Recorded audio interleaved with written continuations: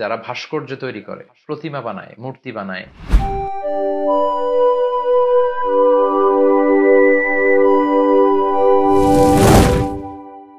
বিসমিল্লাহ ওয়াসসালাতু ওয়াসসালামু আলা রাসূলিল্লাহ ওয়া বা'দ। কাছে কিংবা দূরে, বাংলাদেশ থেকে কিংবা পৃথিবীর যে কোনো প্রান্ত থেকে যারাই আজকের এই লাইভ প্রোগ্রামটি দেখছেন, আপনাদের সবাইকে জানাচ্ছি আন্তরিক শুভেচ্ছা এবং অভিনন্দন। আহলান ওয়া সাহলান ওয়া মারহাবান বিকুম ফি হাযাল লিকা আত-তাইয়্যিব।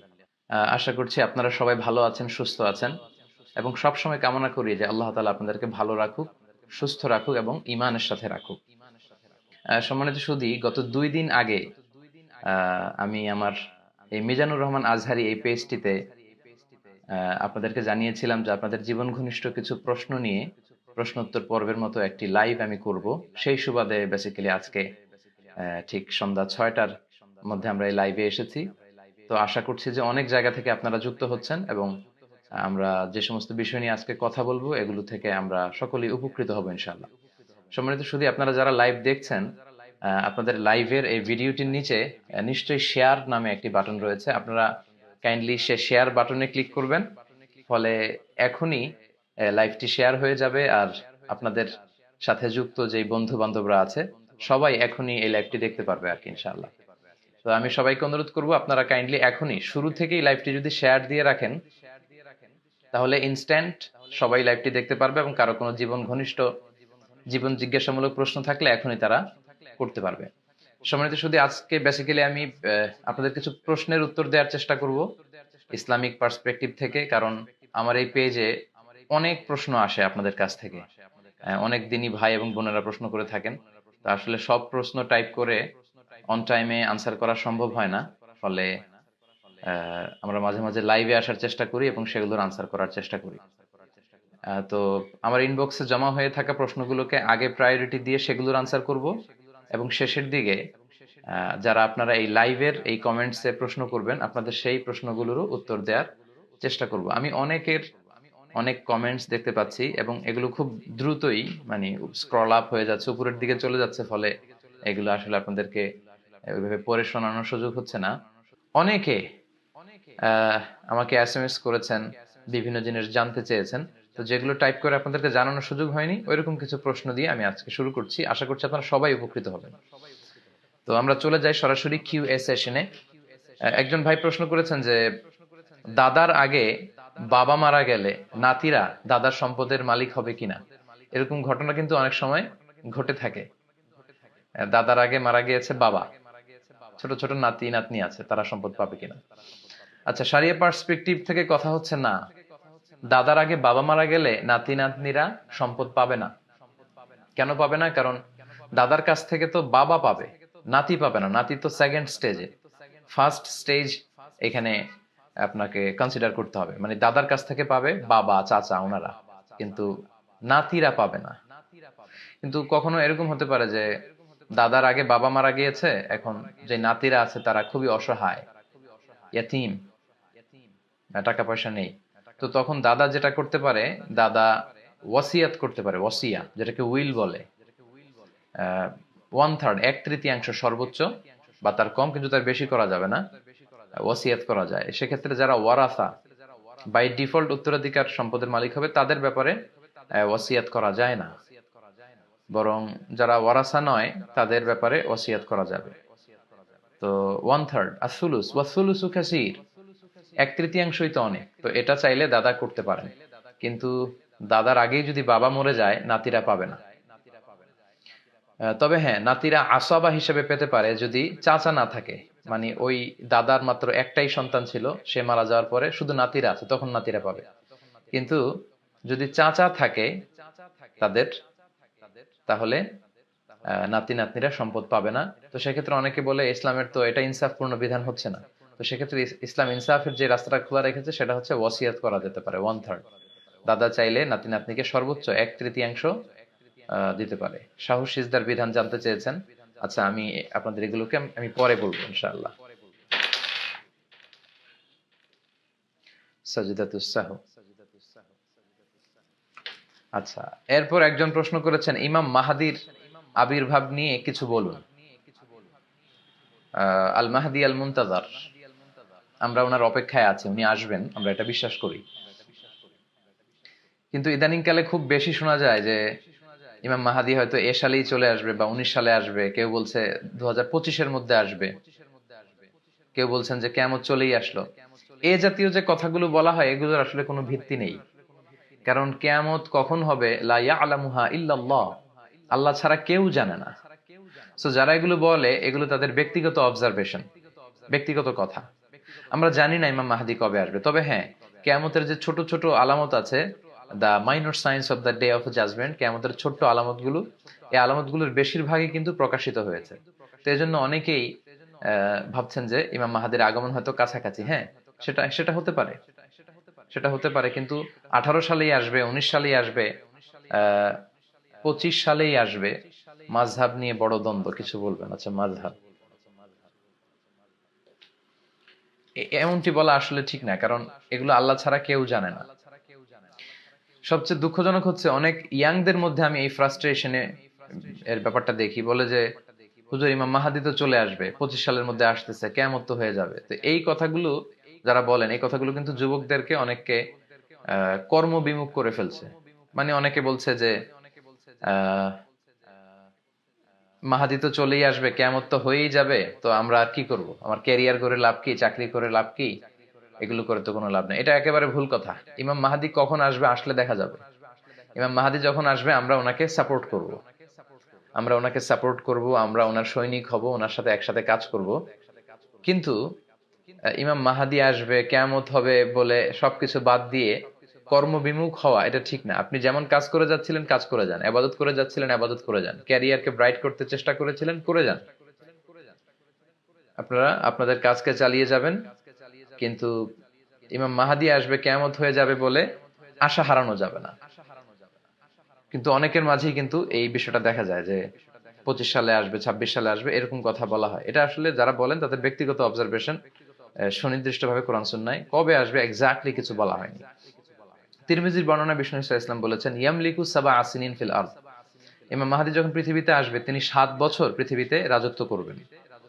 এবং বিষ্ণু বলেছেন ইউআতিউ ইসমুহু ইসমি ওয়া ইসমু আবিহি ইসমু আবি, বিষ্ণু বলেছেন যে আমার নামে হবে মাহাদির নাম, আমার বাবার নামে হবে মাহাদির বাবার নাম। মনে রাখবেন, মাহাদি, মাহাদি কিন্তু ওনার নাম নয়। মাহাদি মানে হেদায়েত প্রাপ্ত, গাইডেড একজন মানুষ। তো ওনার নাম হবে বিশ্বনবীর নামে নাম। হতে পারে বিশ্বনবীর নাম ছিল মুহাম্মদ সাল্লাল্লাহু আলাইহি ওয়াসাল্লাম, তো হতে পারে ওনার নাম হবে মোহাম্মদ। বিষ্ণুনবীর নাম যে শুধু মোহাম্মদ এমনটা কিন্তু নয়।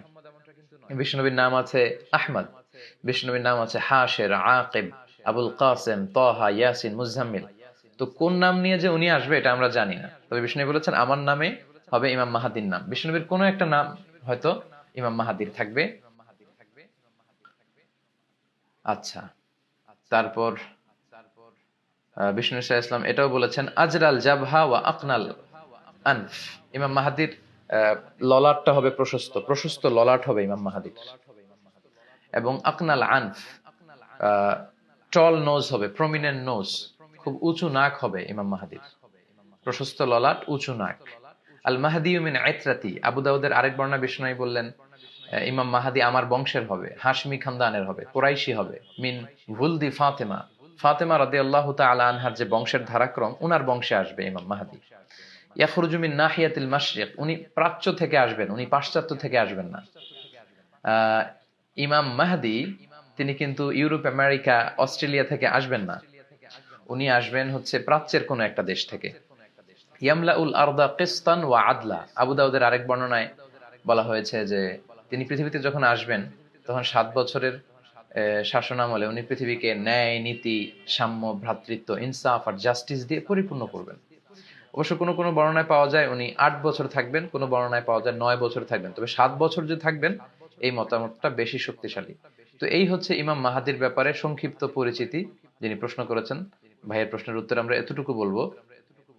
তবে ইমাম মাহাদি চলে এসেছেন, চলে আসবেন 2 বছর পরে, কিয়ামত হয়ে যাবে, এ নিয়ে হতাশ হওয়ার কোনো কারণ নেই। কারণ এই কথাগুলো অনেক যুবকদেরকে কিন্তু হতাশ করে দিচ্ছে, তারা কর্মবিমুখ হয়ে যাচ্ছে। বরং এমনটা না করে আপনাদের যে অ্যানথিওসিজম, আপনাদের কর্মস্পৃহা, উম্মাকে সামনের দিকে এগিয়ে নিয়ে যাওয়ার জন্য আপনাদের যে কর্মতৎপরতা, আপনাদের প্রাণঢালা উচ্ছ্বাস, জীবন শক্তি, এগুলোকে কাজে লাগাতে হবে। ইমাম মাহাদি যখন আসবে তখন আমরা দেখব, তখন আমরাই সবাই কথা বলবো ইমাম মাহাদির ব্যাপারে এবং ওনাকে আমরা সাপোর্ট করবো ইনশাআল্লাহ। আশা করি প্রিয় ভাই উত্তর পেয়েছেন। আরেকজন প্রশ্ন করেছিলেন, পুরুষরা কি আঙ্গুলে আংটি পরতে পারবে? আসলে জুয়েলারি, অর্নামেন্টস এগুলো নারীদের জন্য, পুরুষদের জন্য নয়। তবে হ্যাঁ, পুরুষদের আংটির বিষয়টা ভিন্ন। পুরুষরা চাইলে আংটি পরতে পারবে। কোন হাতে পরবে? তারা ডান হাতে পরবে। বিষ্ণু ইসলাম ডান হাতে আংটি পরেছেন। কেন? রাসূল সাল্লাল্লাহু আলাইহি ওয়াসাল্লাম ইয়ালবাস খাতাম মিন ফিদ্দাহ, রাসূল সাল্লাল্লাহু আলাইহি ওয়াসাল্লাম রূপার আংটি পরতেন। রূপার আংটি রাসূল সাল্লাল্লাহু আলাইহি ওয়াসাল্লাম পরতেন। ফি ইয়ামিনিহি, ওনার ডান হাতে পরতেন। আর ওয়াকানা ফাসসুহু মিনাল হাবাশা, আর রূপার আংটির মধ্যে তিনি হাবাশা মানে বর্তমান ইথিওপিয়ার থেকে আনা একটা পাথর তিনি বসিয়েছিলেন। তাহলে রূপার আংটি পরতেন ডান হাতে। শামায়েলে তিরমিজিতে এগুলো এসেছে। আর পাথরটা ছিল হাবাশি পাথর। তো সেই পাথরের মধ্যে আবার বিষ্ণু ইসলাম মুহাম্মদ রাসূলুল্লাহ লিখিয়েছিলেন। সবসময় আংটি পরতেন না বিষ্ণু ইসলাম, মাঝে মাঝে পরতেন। তবে আমরা অনেকে অনেক নিয়ত করে অনেক পাথর বসাই, সোলাইমানি পাথর, আকিক পাথর, সাফায়ার পাথর, এটা সেটা না।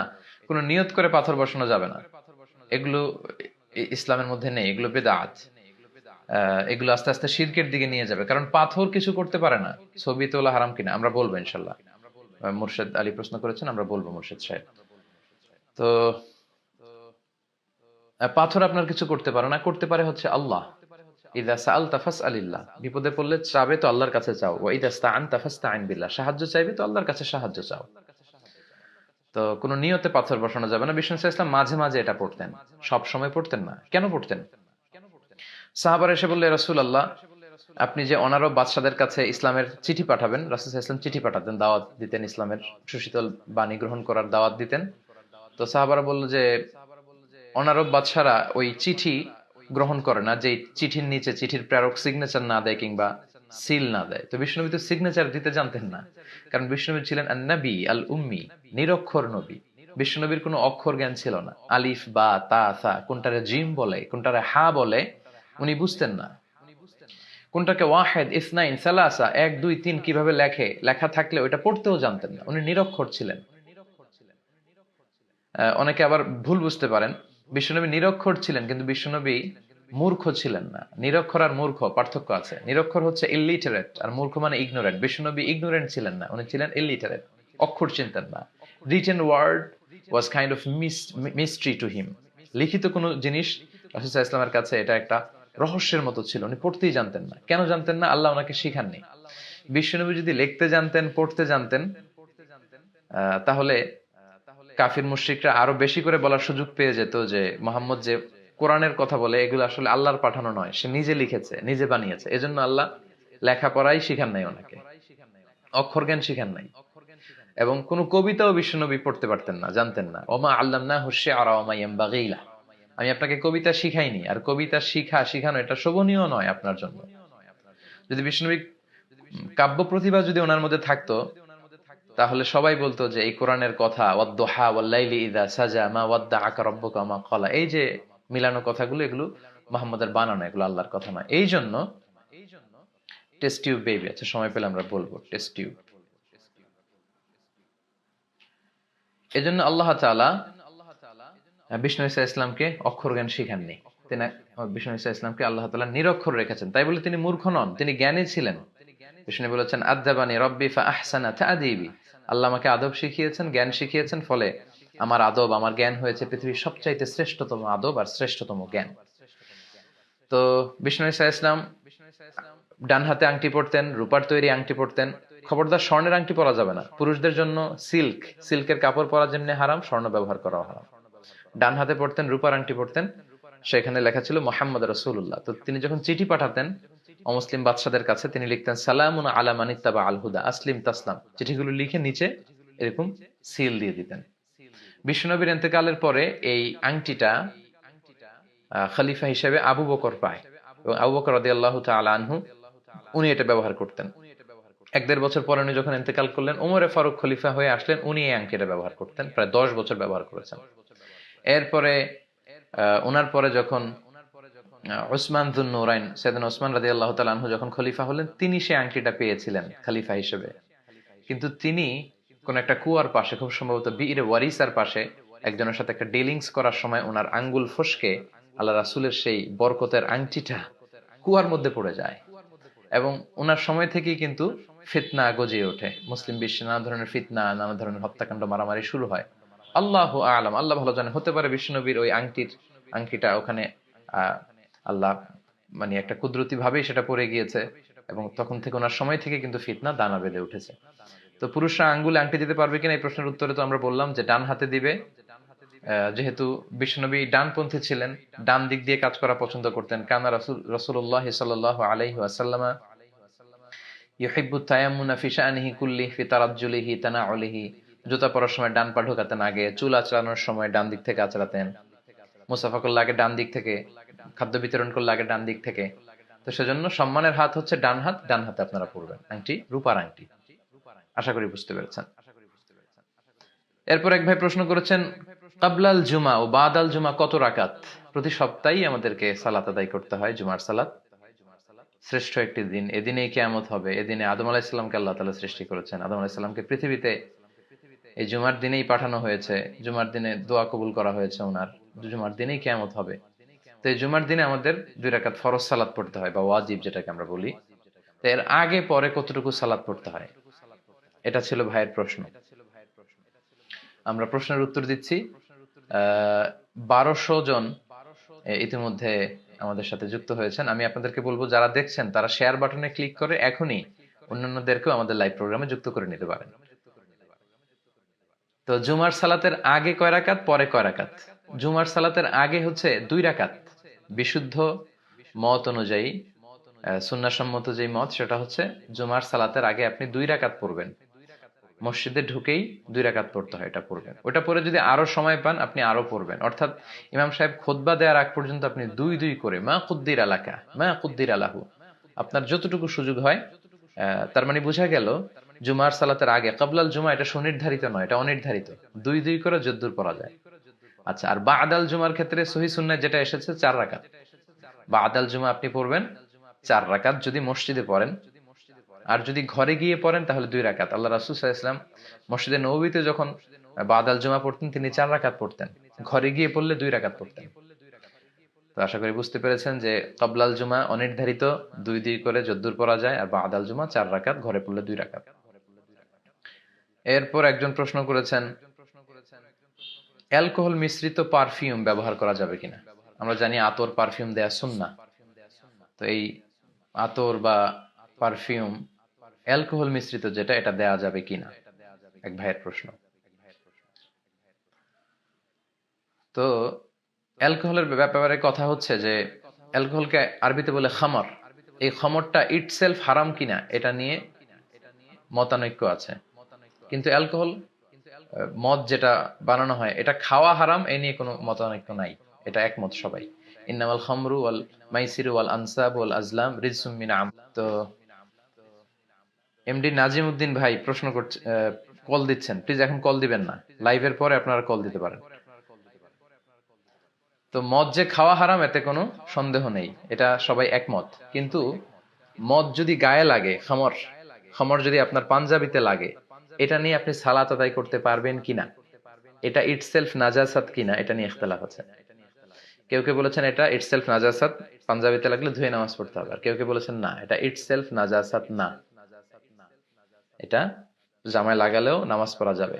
যারা জামায় লাগালেও নামাজ পড়া যাবে, এটা নাজাসাত না, তাদের মতে অ্যালকোহল মিশ্রিত পারফিউম ব্যবহার করলে সমস্যা নেই। এবং আমরা যতদূর জেনেছি যে অ্যালকোহল মিশ্রিত পারফিউম, এই অ্যালকোহলটা খাওয়ার অ্যালকোহল না। অর্থাৎ ভাত পচিয়ে, তারি পচিয়ে, ডাল পচিয়ে, আঙ্গুরের রস পচিয়ে যে অ্যালকোহল বানানো হয়, ওই অ্যালকোহল না।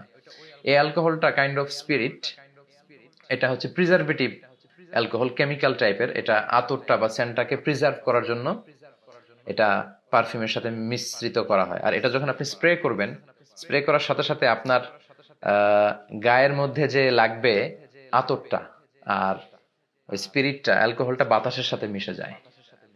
তো এজন্য অনেক স্কলাররা বলেছেন যে এটা গায়ে দেয়া যাবে, এবং গায়ে দিয়ে সালাত পড়লে সালাতের কোনো সমস্যা নেই, সালাত হয়ে যাবে ইনশাল্লাহ। তবে তাকওয়ার বহিঃপ্রকাশ হচ্ছে, অতিরিক্ত তাকওয়ার বহিঃপ্রকাশ হচ্ছে যে আপনি অ্যালকোহল ছাড়া যে পারফিউম এবং আতরগুলো আছে সেগুলো ব্যবহার করেন। কিন্তু ফতুয়া হচ্ছে যে অ্যালকোহল মিশ্রিত আহ, যদি আপনি পারফিউম ইউজ করেন এটা হারাম হবে না, এবং এটা দিয়েও গায়ে দিয়েও আপনি সালাত আদায় করতে পারবেন। কারণ এটা হচ্ছে প্রিজারভেটিভ কেমিক্যাল, এটা আতরটাকে সংরক্ষিত করার জন্য খুব অল্প পরিমাণে ইউজ করা হয় এবং এটা গায়ে লাগে না, এটা বাতাসের সাথে মিশে যায়। আশা করি বুঝতে পেরেছেন। আরেক ভাই প্রশ্ন করেছেন প্রভিডেন্ট ফান্ডের জাকাত দিতে হবে কিনা এবং এটা সুদ হবে কিনা। খুবই জীবন ঘনিষ্ঠ একটা ব্যাপার। আমরা দেখতে পাচ্ছি মোল্লা নাজিমউদ্দিন ভাই যুক্ত হয়েছেন, আহলান ওয়া সাহলান। 1300 জন যুক্ত হয়েছেন, অনেকের ভাই অনেক প্রশ্ন। আজকে সারা রাতও যদি আমরা এই প্রশ্নের উত্তর করি আসলে এগুলো আনসার করে শেষ করা যাবে না, এজন্য একটু ধৈর্যের সাথে থাকতে হবে যে দেখি আমরা কত দূর যেতে পারি। তো এক ভাইয়ের প্রশ্ন যে প্রভিডেন্ট ফান্ডের জাকাত। সম্মানিত শ্রোতা মণ্ডলী, আপনারা জানেন যে যারা গভর্নমেন্ট জব করে তাদের বাধ্যতা, কালো কলবের ব্যাপারে কিছু বলবেন? হ্যাঁ বলবো ইনশাআল্লাহ। গভর্নমেন্ট জব যারা করে তাদেরকে বাধ্য হয়ে তাদের স্যালারির 10% বা 15% প্রতি মাসে দিয়ে দিতে হয় বা কেটে নেওয়া হয়, এবং আহ, তার চাকরি শেষে সেটা সে পায়। লেটস সে প্রতি মাসে 10% কেটে নেওয়াতে বা 15% কেটে নেওয়াতে তার পুরো চাকরির মেয়াদে 20 লক্ষ টাকা সরকার কেটে নিল, পরে তাকে 40 লক্ষ টাকা দিল। এই যে টাকাটা, এই টাকাটার জাকাত দিতে হবে কিনা? এটার জাকাত দিতে হবে যখন আপনি হাতে পাবেন। আমি আবারও বলছি, প্রভিডেন্ট ফান্ডের টাকা যখন আপনার হস্তগত হবে তখন আপনি জাকাত দিবেন, কারণ এটা সরকারের হাতে, এখন আপনি আপনার হস্তগত হয়নি, এজন্য প্রতি বছর বছর এটার জাকাত দেয়া লাগবে না। জাকাত দেওয়ার একটা মৌলিক নীতিমালা হচ্ছে আহ আত-তামাল্লুক আন-নাফসি, আপনার কন্ট্রোলে আসতে হবে, টাকাটা আপনার হাতে আসতে হবে, তারপরে আপনি এটার জাকাত পে করবেন। তো যখন আপনি পাবেন পুরো টাকাটা, ওইটার সাথে আপনার ক্যাশ টাকা আছে কিনা, আপনার প্রাইস বন্ড আছে কিনা, আপনার ঘরে জুয়েলারি গোল্ড আছে কিনা, গোল্ডের বার আছে কিনা, সঞ্চয়পত্র আছে কিনা, এফডিআর আছে কিনা, সবকিছু যোগ দিয়ে আপনার আহ ঋণ থাকলে বাদ দিয়ে তখন আপনি জাকাত দিবেন। তাহলে কথা হচ্ছে যখন পাবেন তখন, আগে নয়। আর এটা সুদ হবে কিনা, এটা খুবই জরুরি একটা প্রশ্ন, অনেকেই প্রশ্ন করেন। বেশিরভাগ স্কলারদের মতে এই প্রভিডেন্ট ফান্ডের টাকাটা সুদ হবে না। প্রভিডেন্ট ফান্ডের টাকাটা সুদ হবে না, কারণ এটা আপনি দিতে বাধ্য। সরকার বাধ্য করে আহ, আপনার কাছ থেকে কিন্তু 10 to 15% টাকা রেখে দিয়েছে।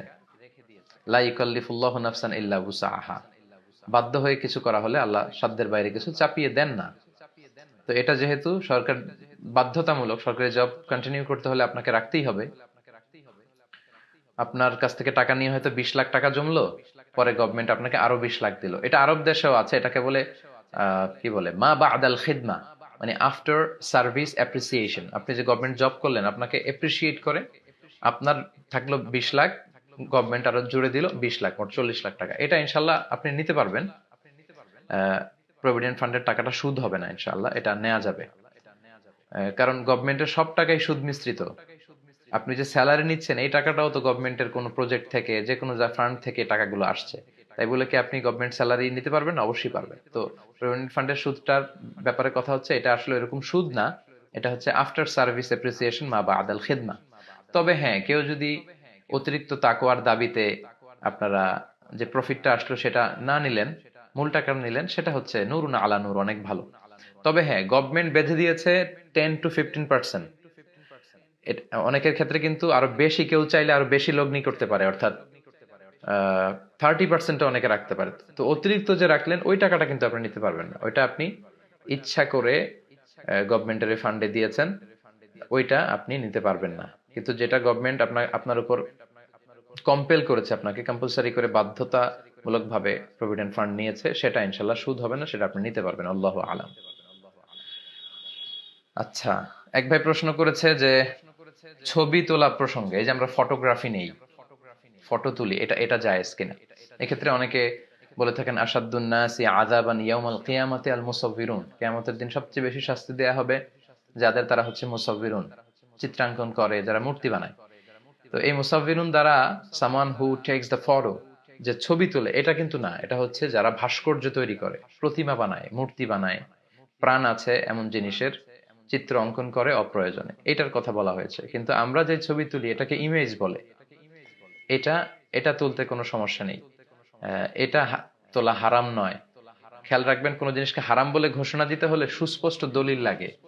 আল আদিল্লা আল কাতঈয়া, অকাট্য দলিল ছাড়া কোন জিনিসকে হারাম বলে ঘোষণা দেওয়া যায় না। আমরা যে ছবিটা তুলি এটা মূলত আমাদের চেহারার একটা রিফ্লেকশনকে আমরা কাগজে ধরে রাখি। যেমন আয়নার সামনে যখন আমি যে দাঁড়ালাম, এই আমি, এই আমার আয়না, তো আয়নাতে যাকে দেখা যায় সেটা কি আমি? না, সেটা তো আমি না, আমি হচ্ছি এটা, আর ওইটা হচ্ছে আমার রিফ্লেকশন। তো এই রিফ্লেকশন যদি ধরে রাখা জায়েজ না হয়, তাহলে তো আয়নার সামনে দাঁড়ানো যাবে না। বিষ্ণুনবী তো আয়নার সামনে দাঁড়াতেন আর পড়তেন আল্লাহুম্মা হাসসানতা খালকি ওয়া আহসিন খুলুকি, আল্লাহ আমার চেহারা যেমন সুন্দর করেছেন আচরণ করে সুন্দর করে দেন। তো আয়নাতে আমরা যেটা দেখি সেটাকেই মূলত কাগজে ধারণ করা হয়, এটা জায়েজ আছে।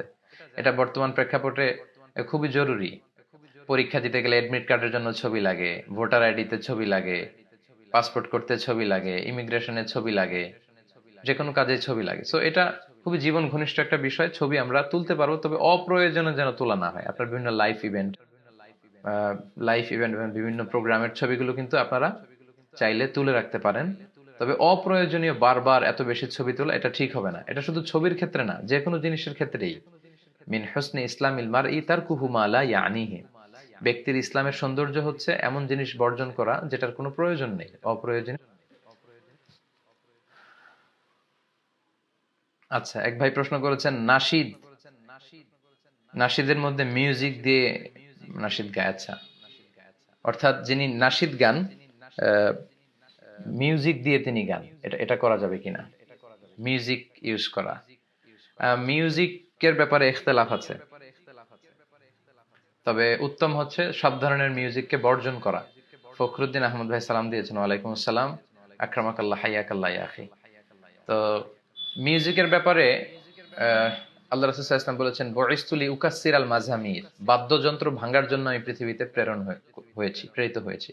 আবার ইবনে মাসউদের কওল হচ্ছে, আল গিনা ইউমবিতুন নিফাক, এই সমস্ত গান বাজনা এগুলো অন্তরে নেফাকি তৈরি করে, স্রষ্টার স্মরণ থেকে আপনাকে গাফেল করে দেয়।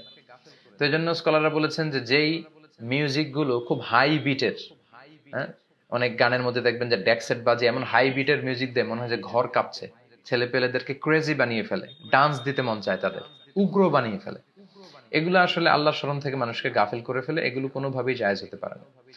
তবে স্কলাররা যেটার ক্ষেত্রে ফ্লেক্সিবিলিটি দিয়েছেন সেটা হচ্ছে মাইল্ড মিউজিক, যেখানে কণ্ঠের বিষয়টাই প্রাধান্য পাবে, আর কণ্ঠের পেছনে হালকা কিবোর্ডের টিউন থাকতে পারে, হালকা সামান্য রিদম থাকতে পারে। মাইল্ড মিউজিকের ব্যাপারে অনেক স্কলাররা এটাকে পারমিসিবল বলেছেন, যে এই জাতীয় মিউজিক শুনলে হয়তো তার মনের মধ্যে উগ্রতা, ক্রেজি ভাব এটা তৈরি হবে না। স্রষ্টার স্মরণ থেকে যদি তাকে গাফেল না করে, তাকে যদি ফিজিক্যালি ক্রেজি না বানায়, মেন্টালি ক্রেজি না বানায়, এবং সেই গান বাজনার মধ্যে যদি অশ্লীল কিছু না থাকে, তাহলে হালকা মিউজিক অনেকে অ্যালাউ করেছেন। তবে to be in the safer side, safe জোনে যদি কেউ থাকতে চান, তাকে নাশিদ বর্জন করতে হবে। আমি পার্সোনালি খালি গলায় নাশিদ গাওয়া ইসলামিক গানকে প্রমোট করতে পছন্দ করি। এতে তার গলাটা কেমন, সুর তাল লয় কেমন, এটা বোঝা যায়। মিউজিক সবকিছুকে উল্টাপাল্টা করে ফেলে, তো কণ্ঠটাকে আর কি তখন বোঝা যায় না। এই জন্য সেফ জোন হচ্ছে সব মিউজিক বর্জন করে খালি গলায় গান করা, নাশিদ করা। তবে ইখতিলাফপূর্ণ যেটা, সেটা হচ্ছে হাই বিটের মিউজিক কে নিষেধ করা হয়েছে, আর হালকা মিউজিক যদি হয় সেটা অনেক স্কলাররা পারমিসিবল বলেছেন, আল্লাহু আলাম। আচ্ছা, স্ত্রীর সন্তুষ্টির জন্য চুলে কলপ দেয়া যাবে কিনা, একজন প্রশ্ন করেছেন। আচ্ছা, জি, আমরা বলছি। 1300 ভাই যোগ দিয়েছেন আমাদের লাইভে। জি, আপনারা শেয়ার করবেন, নিচে যে শেয়ার অপশন আছে, শেয়ার করে সবাইকে কথাগুলো দেখবার জানবার সুযোগ করে দিন। কলব দিতে, কালো কালারের কলব দিতে আল্লাহ রাসূল নিষেধ করেছেন। আল্লাহ রাসূল সাল্লাল্লাহু আলাইহি ওয়াসাল্লাম বলেছেন, গায়িরু আশ-শাইব, মানে সাদা দাড়ি চুল এগুলোকে চেঞ্জ করো।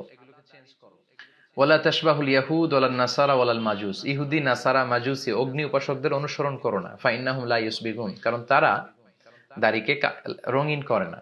অর্থাৎ ইহুদি, নাসারা এবং অগ্নি উপাসক যারা, তাদের চুল দাড়ি যখন শুভ্র হয়, সাদা হয়ে যায়, তখন এগুলোকে রঙিন করে না, সাদা রাখতে পছন্দ করে। বিষ্ণু বললেন, তোমরা আমার উম্মত হিসেবে সাদা রাখবে না, তাদের বিপরীত করতে হবে, ফলে তোমরা এটাকে খেজাব লাগাও, তাদের বিপরীত করো। তো সেক্ষেত্রে জান্নিবি সাওয়াদ, ব্ল্যাক কালার ইউজ করো না, বি ফা from the black colour, black colour থেকে তোমরা বেঁচে থাকবে। এবং আবু বকর রাদিয়াল্লাহু তাআলা আনহুর বাবাকে যখন আল্লাহ রাসূল সাল্লাল্লাহু আলাইহি ওয়াসাল্লাম দেখলেন একেবারে প্রচন্ড বয়োবৃদ্ধ, দাড়ি চুল সাদা হয়ে গিয়েছে, আল্লাহ রাসূল সাল্লাল্লাহু আলাইহি ওয়াসাল্লাম বললেন, এই সাদা দাড়িগুলোকে রঙিন করে দাও না, খেজাব লাগাও না, মেহেদি লাগিয়ে দাও, কিন্তু কালো রং দিও না। তো বোঝা গেল কালো রং দেয়া যাবে না। কেন দেয়া যাবে না? কারণ it's a deceiving, kind of deceiving, এটা ধোঁকা দেয়া হয়।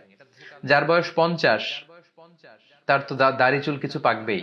তো 50-55 বছরের কেউ যদি দাড়ি চুলে কালো রং লাগায়, তো তাহলে বয়স লুকানো হবে, তাই না? তাকে 35-এর মতো মনে হবে। তো এই যে আপনি বয়স লুকালেন, এটা ধোঁকা দেয়া হলো। আর লা খেদা আফিল ইসলাম, ইসলামে এই খেদা নাই, ধোঁকাবাজি নাই। তো এই জন্য কালো কালার ব্যবহার করতে বেসিক্যালি বিষ্ণু নিষেধ করেছেন। তবে হ্যাঁ, কিছু কিছু প্রেক্ষাপটে করা যেতে পারে। স্কলাররা বলেছেন, যে ভাই প্রশ্ন করেছেন যে স্ত্রীর সন্তুষ্টির জন্য চুলে কলপ দেওয়া যায় কিনা, হ্যাঁ, স্কলাররা বলেছে যে আপনার স্ত্রীর বয়স যদি আপনার চেয়ে অনেক কম হয়, তার বয়স হচ্ছে 25, আপনার বয়স 40, আপনার পাকতে শুরু করেছে, আর আপনার স্ত্রী বয়সে অনেক কম, সে খুব চাচ্ছে যে আমার হাজবেন্ড যেন এখনো দেখতে ইয়াং দেখা যায়, তো তখন আপনি চাইলে স্ত্রীকে বোঝান যে আল্লাহ রাসূল নিষেধ করেছেন, কিন্তু স্ত্রী বুঝতে না চাইলে আপনি দিতে পারবেন, জায়েজ আছে। এটা হচ্ছে নাম্বার 1। সেকেন্ড হচ্ছে, কেউ যদি অসুস্থ হয়, চুল পাকার কথা বয়স যখন 40 হবে তখন, কিন্তু আমি এমনও ছেলে দেখেছি 10 বছর বয়স মাথার চুল পেকে গিয়েছে। তো এটা কি তার বয়সের চুল পাকা? না, এটা হচ্ছে তার রোগের কারণে, হরমোনের কমতি ঘটেছে, ফ্লাকচুয়েশন হয়েছে হরমোন। এই হরমোনের কারণে চুল কালো থাকে, সাদা হয়। তো এই হরমোন জনিত সমস্যার কারণে ছোট বাচ্চাদের বা অল্প বয়স্ক লোকদের যদি চুল সাদা হয়ে যায়, তারাই ব্ল্যাক কালার ইউজ করতে পারবে, কারণ তারা বয়স লুকাচ্ছে না, তার যেই বয়স সেটাই দেখাচ্ছে সে। দুটো গেল। 3 নাম্বার হচ্ছে, স্কলাররা বলেছে কাফিরদের বিরুদ্ধে, মুশরিকদের বিরুদ্ধে যখন মুসলমানরা যুদ্ধে নামবে, তখন মুসলমানদের বয়স্ক সৈনিকরা তাদের সাদা দাড়িতে ব্ল্যাক কালার ইউজ করতে পারবে। ফলে কাফেররা দেখে মনে করবে যে এগুলো মনে হয় তরতাজা তরুণ, সব তাজা তাজা তরুণ সৈনিকেরা আমাদের বিরুদ্ধে লড়তে এসেছে, ওরা ভড়কে যাবে, ভয় পেয়ে যাবে। তো এই 3টা প্রেক্ষাপটে স্কলাররা জায়েজ বলার চেষ্টা করেছেন। তো স্ত্রী সন্তুষ্টির জন্য আমি যেভাবে প্রশ্ন করেছেন, এটা জায়েজ হতে পারে ইনশাআল্লাহ। এরপর প্রশ্ন করেছেন মরণোত্তর চক্ষুদান, মানে হচ্ছে মরার পরে মনে হয় চোখটা কিছুদিন ভালো থাকে আর কি। তো এর মধ্যে চোখটা ডোনেট করে গেলে যাদের চোখ নেই তারা চোখ ফিরে পাবে, এটা জায়েজ কিনা? হ্যাঁ, এই ব্যাপারে স্কলারদের মতামত হচ্ছে এটা জায়েজ। মরণোত্তর চক্ষুদান জায়েজ। শুধু মরণোত্তর না, জীবিত অবস্থায় আপনি অঙ্গ দান করতে পারবেন। স্কলাররা এটার ব্যাপারে, এগুলোকে বলে কদায়া ফিকহিয়া মুআসারা, কন্টেম্পোরারি ফিকহি ইস্যু। আল্লাহ রাসূলের সময় এগুলো ছিল না, সাহাবাদের সময় ছিল না, সমসাময়িক সময়ে এই বিষয়গুলো নিয়ে বেশ কথা উঠছে।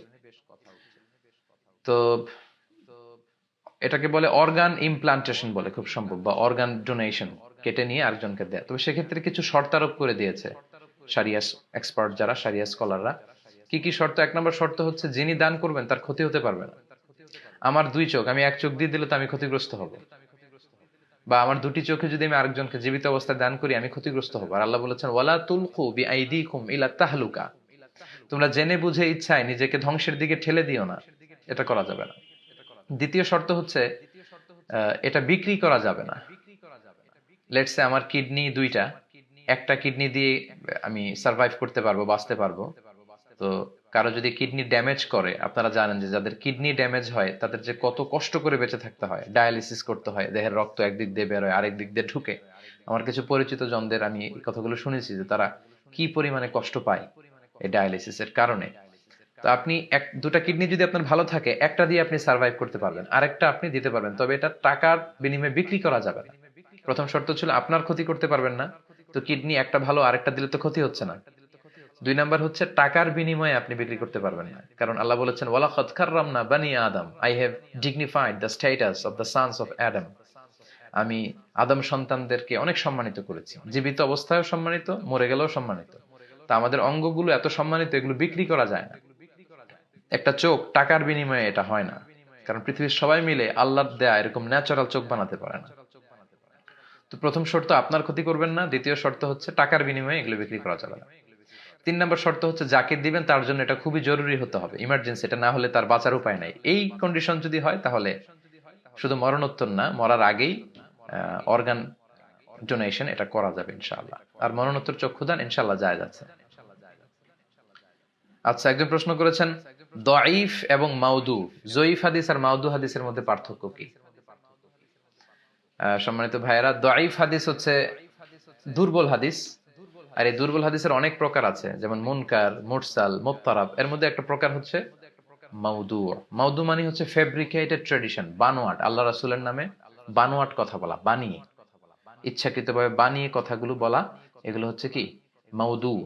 আল্লাহ রাসূল বলেছেন মান কাযাবা আলাইয়া মুতাআম্মিদান ফালিয়াতাবাওয়া মাকআদাহু মিনান নার, যে আমার ব্যাপারে জেনে শুনে মিথ্যা বলে চালিয়ে দেয় সে যেন জাহান্নামকে তার নিজের ঘর বানিয়ে নেয়। বলে আয়াযু বিল্লাহ, আল্লাহ আমাদেরকে হেফাজত করুক।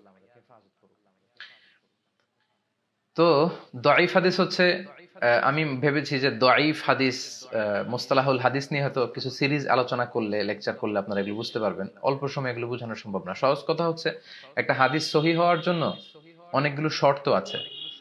যেমন ইত্তিসালুস সানাদ, যারা বর্ণনা করেছে এই চেইনটার মধ্যে গ্যাপ থাকতে পারবে না।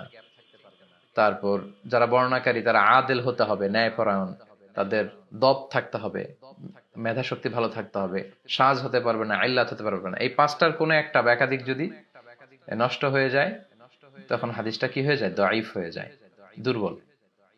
আর মাউদু হাদিস হচ্ছে বানোয়াট কথা। তো অনেকেই ইদানিং কালে বলে থাকে যে হাদিসটা সহি কিনা জানতে চায়, আর দঈফ হলে এটাকে মানতে চায় না, নাক ছিটকায়। এটা কিন্তু ঠিক না। অল্প পড়াশোনা করে যখন আপনি কোনো জটিল বিষয় নিয়ে কথা বলতে যাবেন, মন্তব্য করতে যাবেন, তখনই আপনি বিপাকে পড়বেন। এজন্য যারা আমরা অল্প জানি তারা যেন না জেনে কারো ভুল ধরতে না যাই। আমি পার্সোনালি কারো ভুল ধরতে খুব ভয় পাই, কারো ব্যাপারে সমালোচনা করতে খুব ভয় পাই, কারণ আমার ভুলের শেষ নাই, আমার দুর্বলতার শেষ নাই, মানুষ মাত্রই ভুল। আর আমি আরেকজনের ভুল কি করে ধরবো? নিজের ভুল ধরেই তো কুল পাই না।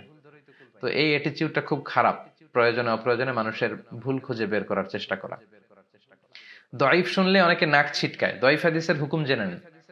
দঈফ হাদিস আল্লাহর সিফাতের ক্ষেত্রে বর্ণনা দেয়া যাবে না, আকীদার ক্ষেত্রে বর্ণনা করা যাবে না, শরীয়তের কোনো আহকাম, রুলিং, কোডিং সিস্টেমের ক্ষেত্রে বর্ণনা করা যাবে না। কিন্তু কোনো ঘটনা পরম্পরা জুড়ে দেওয়ার জন্য বর্ণনা করা যাবে, ফাজাইলুল আমালের ক্ষেত্রে বর্ণনা করা যাবে, এক্সট্রা ইনফরমেশন হিসেবে বর্ণনা করা যাবে। এমনকি দঈফ হাদিস যদি অনেকগুলো ওয়েতে বর্ণিত হয়, এটা যারা আলেম তারা বুঝবেন, সাধারণ কনভেনশনাল স্টাডি যাতে তাদের বুঝতে কঠিন হয়ে যাবে। হাদিসটা দঈফ, খেয়াল করে শুনুন, হাদিসটি দঈফ, কিন্তু এগুলো অনেকগুলো ওয়েতে এসেছে, বর্ণনার অনেকগুলো ধারা আছে, শাখা আছে, উপশাখা আছে।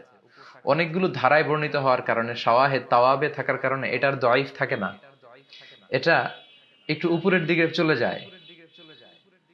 আহ অর্থাৎ এটার দারাজা এক স্টেপ এগিয়ে যায়, সেটাকে বলে হাসান লি গায়রিহির পর্যায়ে চলে যায়। 4 ধরনের হাদিস দিয়ে হুজ্জাত নেওয়া যায়। ইহতাজ্জু বিহি, সাহিহ লি যাতিহি, সাহিহ লি গায়রিহি, হাসান লি যাতিহি, হাসান লি গায়রিহি। তো এই যে হাসান লি গায়রিহি, যেটাকে দিয়ে হুজ্জাত নেওয়া যায়, এটা কিভাবে হয়? এটা হয় দঈফ হাদিস দিয়ে। তার মানে দঈফ হাদিস অনেকগুলো চেইনে বর্ণিত হলে এটার দঈফ থাকে না, দুর্বল থাকে না, এটা শক্তি পেয়ে হাসান লি গায়রিহি হয়ে যায়। সেটা দিয়ে শরীয়তের কোডিং করা যাবে। তো এই বিষয়গুলো অনেকে না জেনে দঈফ শুনেই বলে যে দঈফ হাদিস মানা যাবে না। সে আসলে দঈফ সম্পর্কে কি জানে? যারা জানে না তারাই বেসিক্যালি এই কথাগুলো বলে। আবু নওয়াসের একটা কবিতা আছে, ওয়াকুল লিমান ইয়াদদাঈ ফিল ইলমি ফালসাফাতান হাওয়াস্তা শাইআন ওয়া গাবাত আনকা আশিয়াউ। তিনি বলেছেন যারা বলে যে আমি সব জানি, সব জানি, এরকম বলে বোঝাতে চায়, ভাব দেখাতে চায়, তাদেরকে বৃদ্ধাঙ্গুলি দেখিয়ে তুমি বলো যে তুমি কিচ্ছু জানো না, তোমার জানার অনেক বাকি। জান্নেওয়ালার উপরও জান্নেওয়ালা থাকে, সবচেয়ে বড় জান্নেওয়ালা হচ্ছে আল্লাহ। জান্নেওয়ালার উপরও জান্নেওয়ালা থাকে, জ্ঞানীর উপরও জ্ঞানী থাকে। এজন্য আগে জ্ঞান অর্জন করুন, আগে জানুন, তারপরে অন্যের ভুল ধরতে আসেন, কথা বলতে আসেন। এজন্য দঈফ বললেই এটাকে নাক ছিটকানো যাবে না। আচ্ছা, এরপরে ইসরায়েলিয়াতের ব্যাপারে আমরা যারা তাফসির করি, তাফসিরের বর্ণনা যখন আমরা দেই, বিভিন্ন সূরার আমরা এক্সপ্লেনেশন, ইন্টারপ্রিটেশনে যাই, আমরা সহি বর্ণনা দেই। তারপরে আমরা মাঝে মাঝে সাপোর্টিং ডকুমেন্ট হিসেবে ইসরায়েলি বর্ণনা আনি। ইসরায়েলি বর্ণনাটা কি? আল ইসরায়েলিয়াত হচ্ছে আল্লাহ রাসূলের কথা নয়, এগুলো অন্য নবীদের কথা, মুসা আলাইহিস সালামের কথা, ঈসা আলাইহিস সালামের কথা, সুলাইমান আলাইহিস সালামের কথা বা ওনাদের সাহাবীদের কথা, এগুলো আল্লাহ রাসূলের ট্র্যাডিশন নয়, অন্যান্য নবীদের ট্র্যাডিশন। এগুলো কিন্তু বর্ণনা করা যাবে। বিষ্ণু বলেছেন হাদ্দিসু আন বানি ইসরাঈলা ওয়ালা হারাজ, বানি ইসরাইল থেকে এই ট্র্যাডিশন গুলো বর্ণনা করো, সমস্যা নেই। কিন্তু অনেকে মনে করে ইসরায়েলিয়াত হলেই এগুলো বানোয়াট, এটা ঠিক না। ইসরায়েলিয়াতের 3টা হুকুম আমরা আল আজহারে আল ইসরাঈলিয়াত নামে একটা ডিসিপ্লিনে পড়াশোনাই করেছি কয়েকশো নম্বরে। তো আমরা এত পড়েও কিছু শিখতে পারলাম না, আর আপনি কার কাছ থেকে কি শুনে না শুনে যাচ্ছে তাই মন্তব্য করে যাবেন। এজন্য মন্তব্য করার আগে সাবধান। কিবোর্ড চাপলেই কমেন্টস লেখা যায়, কিন্তু কমেন্টস লেখার আগে কয়েকবার ভেবে নেবেন যে এটার ইম্প্যাক্ট কি হতে পারে, আসলে আমি এই ব্যাপারে একেবারে পুঙ্খানুপুঙ্খ ভাবে জানি কিনা। ইসরায়েলিয়াতের ব্যাপারে 3টা মতামত। 1 নম্বর মতামত হচ্ছে ইসরায়েলি বর্ণনা যেগুলো কোরআন হাদিসের সাথে হুবহু মিলে যাবে, নুসাদ্দিকু ওয়া নাআখুযু বিহি, এটাকে আমরা সত্য বলে গ্রহণ করব, কারণ কোরআন হাদিসের সাথে মিলেছে। নাম্বার 2, মোল্লা নাজিম ভাই বলেছেন মিয়ারে হক নিয়ে কিছু কিছু বলেন। আমরা তো আমি হক, সব হক আমাদের মধ্যে আছে কখনো দাবি করি না, করব না। আমরা মুসলিম বিশ্বের ঐক্যে বিশ্বাসী। আমি ছাড়া অন্যদের মধ্যে হক থাকতে পারে, আমরা ইন্টারচেঞ্জ করব, জ্ঞানের কথাগুলো আদান প্রদান করব মিউচুয়াল রেসপেক্ট রেখে। আমি যে দল যে আইডিওলজি বিলং করি না কেন, আমি আমার অন্য দলের অন্য মতের ভাইদের প্রতি পূর্ণাঙ্গ শ্রদ্ধা রাখি, এবং এটাই হচ্ছে ঐক্যের নিয়ম। কিন্তু যারা ছোটখাটো বিষয় নিয়ে সমাজের মধ্যে ফাটল তৈরি করে, এক সমাজে আলাদা আলাদা মসজিদ বানায়, ছোট্টখাট্ট বিষয় নিয়ে ভাই ভাই বিভেদ, সামাজিক সম্প্রীতি নষ্ট করে সহি সুন্নার নাম দিয়ে। আমরা অবশ্যই সহি সুন্নাকে প্রমোট করি সব সময়। ইসলাম তো মানতে হবে বিশ্বনবীর সুন্নাহ অনুযায়ী, কিন্তু সেখানে মানুষের মধ্যে ফাটল ধরিয়ে না, এক্সট্রিম অ্যাপ্রোচে যেয়ে না। আল্লাহ আমাদেরকে বোঝার তৌফিক দান করুন। তো বলছিলাম ইসরায়েলিয়াতের 3 পদ্ধতি। এক হচ্ছে কোরআন হাদিসের সাথে মিলে গেলে গ্রহণ করব, কোরআন হাদিসের মোখালেফ হলে বর্জন করব। নাম্বার 3, ইসরায়েলিয়াতের কোনো বর্ণনা এটা কোরআন হাদিস সাপোর্ট, মানে কোরআন হাদিসের অনুকূলেও না, কোরআন হাদিস এ ব্যাপারে কিছু বলেও নাই, আবার এটা যে মিথ্যা এই ব্যাপারেও কোরআন হাদিসে কোনো কথা নেই। তার মানে এটা সত্য কি মিথ্যা এ ব্যাপারে কোরআন সুন্নাহ কিছু পাওয়া যায় না। এগুলো কি করবেন? এগুলো বর্ণনা করবেন, ঘটনা পরম্পরা মিলানোর জন্য এগুলোকে এক্সট্রা ডকুমেন্ট হিসেবে নেবেন এবং বলে দিবেন যে এটা ইসরায়েলি বর্ণনা। আমরা তো সেটাই করি। বিষ্ণু বলেছেন হাদ্দিসু আন বানি ইসরাইল, বনি ইসরাইল থেকে বর্ণনা করো, অর্ডার। আপনি ঘটনা মিলাতে হলে সুলাইমান আলাইহিস সালামের অল্প কিছু কথা আপনি কোরআনে পাবেন, ইয়াহইয়া আলাইহিস সালামের 2-4টা আয়াত পাবেন কোরআনে, কিন্তু তার পুরো জীবনীকে আপনি মিলাতে হলে কিভাবে মিলাবেন? তখন আপনি সহিহ সুন্নাহর পর আপনি ইসরায়েলি যে বর্ণনাগুলো কোরআন হাদিস বিরোধী নয় সেগুলো আপনি নিতে পারেন। আল্লাহ রাসূলের অর্ডার, এগুলো বর্ণনা করা যাবে। তো এই বিষয়ে আপনি প্রপার নলেজ না নিয়ে যদি কিছু বলতে যান, তখনই আপনি গোলমাল পাকিয়ে ফেলবেন। আল্লাহ আমাদেরকে বোঝার তৌফিক দান করুন। সম্মানিত সুধী, অনেক ভাইরা যুক্ত হয়েছেন, আমি আবারও বলবো শেয়ার দিয়ে অন্যদেরকে দেখবার সুযোগ করে দিন। এবার আমি আপনারা অনেকে প্রশ্ন করেছেন লাইভ চলাকালীন সময়ে, হুজুর আপনি ডান হাতে ঘড়ি পরেন কেন? এবার আমি আপনাদের প্রশ্নের উত্তর করব। ডান হাতে ঘড়ি পরি কারণ আমি ডানপন্থী। সব নবীরা ছিল ডানপন্থী। ওমা তিলকা বিয়ামিনিকা ইয়া মূসা, হে মূসা তোমার ডান হাতে কি? মানে মূসা তোমার ডান হাতে কি, মানে বাঁ হাতে কি বলেননি। তার মানে মূসা আলাইহিস সালামের লাঠি ছিল ডান হাতে। একটু আগে তো বলছিলাম আল্লাহ রাসূল ডান হাত দিয়ে ভালো সব কাজ করতে পছন্দ করতেন। তো এজন্য সম্মানের হাত হচ্ছে ডান হাত, এজন্য আমি ডান হাতে ঘড়ি পরি, ডান হাতে রিং পরার চেষ্টা করি। আচ্ছা, লাইভ চলাকালীন এক ভাই প্রশ্ন করেছিলেন সাজদাতুস সাহু কিভাবে দিতে হয়। কোন ভাই প্রশ্ন করেছিলেন আমি নামটি খেয়াল রাখতে পারিনি, তবে আমি টুকে রেখেছি যে সাজদাতুস সাহু দেওয়ার পদ্ধতি কি। সম্মানিত ভাইয়েরা, সাজদাতুস সাহু দেওয়ার 3টা পদ্ধতি আছে, এবং মজার বিষয় হচ্ছে 3টাই সহিহ হাদিসে আছে। সাজদায়ে সাহু কখন দিতে হয়? যখন আমরা কোনো ওয়াজিব তরক করে ফেলি অথবা নামাজে অতিরিক্ত কিছু করি, তখন আমাদেরকে সেজদায়ে সাহু দিতে হয়। পদ্ধতি 3টা। প্রথম পদ্ধতি বাংলাদেশে আপনারা যেভাবে শিখেছেন, যেভাবে আদায় করেন ঠিক সেভাবে, অর্থাৎ শেষ বৈঠকে আত্তাহিয়াতু পরে ডান দিকে এক সালাম, আসসালামু আলাইকুম ওয়া রাহমাতুল্লাহ, তারপর 2টি সেজদা, আল্লাহু আকবার বলে সেজদা দিয়ে বসে, তারপরে আপনি সেজদা দিয়ে বসে আপনি আবার তাহিয়াত, দুরুদ এবং দোয়া মাসুরা পরে সালাম ফিরিয়ে নামাজ শেষ করবেন। এটা বাংলাদেশে এস্টাবলিশড, সবাই প্র্যাকটিস করে, এটা সহিহ হাদিসে আছে, কোনো সমস্যা নেই, করতে পারেন। আচ্ছা, আরো কিছু পদ্ধতি আছে, যেমন আরেকটা পদ্ধতি আছে, সেটা হচ্ছে আপনি পুরো নামাজটাই শেষ করে ফেলবেন, এমনকি সালামও ফিরিয়ে ফেলবেন, আসসালামু আলাইকুম রহমতুল্লাহ, আসসালামু আলাইকুম রহমতুল্লাহ, সালাম ফিরিয়ে তারপর আপনি এক্সট্রা 2টা সেজদা দিবেন।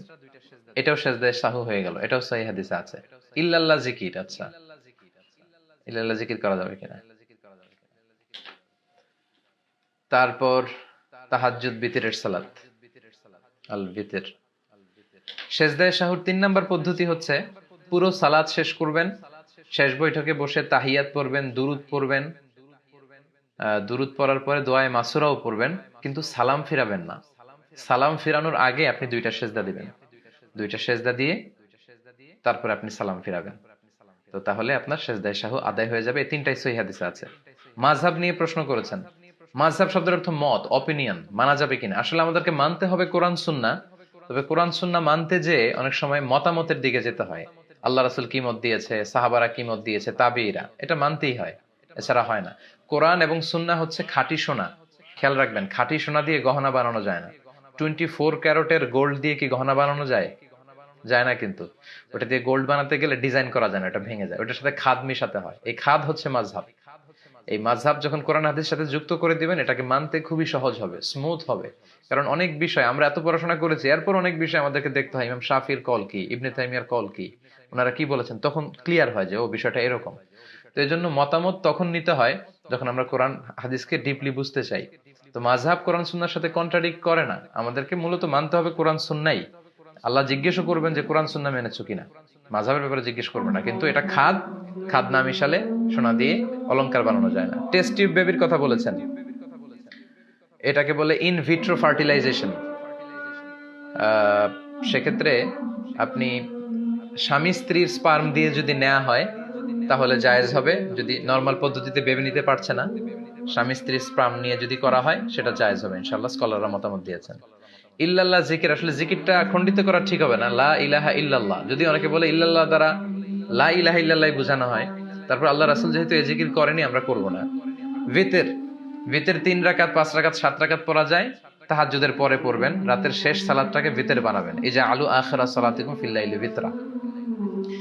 সম্মানিত সুধী, আরো দীর্ঘক্ষণ থাকতে পারলে আরো ভালো লাগতো, কিন্তু যেহেতু এশার সালাতের সময় হয়েছে এবং আমাদের এখানে এশার সালাতের আজান দিচ্ছে, তো আজকে আর আমরা লম্বা করতে চাই না।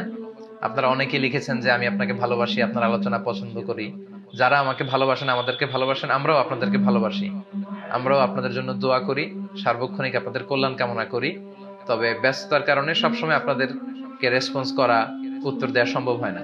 আমরা সবাই আপনাদের কাছে দোয়া চাই। আপনারা সবাই ভালো থাকবেন, সুস্থ থাকবেন। নির্বাচন খুবই কাছে, একটা সুষ্ঠু নির্বাচন যেন আমরা পাই।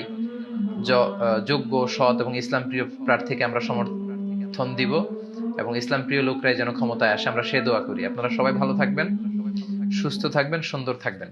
আর শেয়ার করে আলোচনাটি সবাইকে দেখার সুযোগ করে দিবেন। আসসালামু আলাইকুম ওয়া রাহমাতুল্লাহি ওয়া বারাকাতুহু।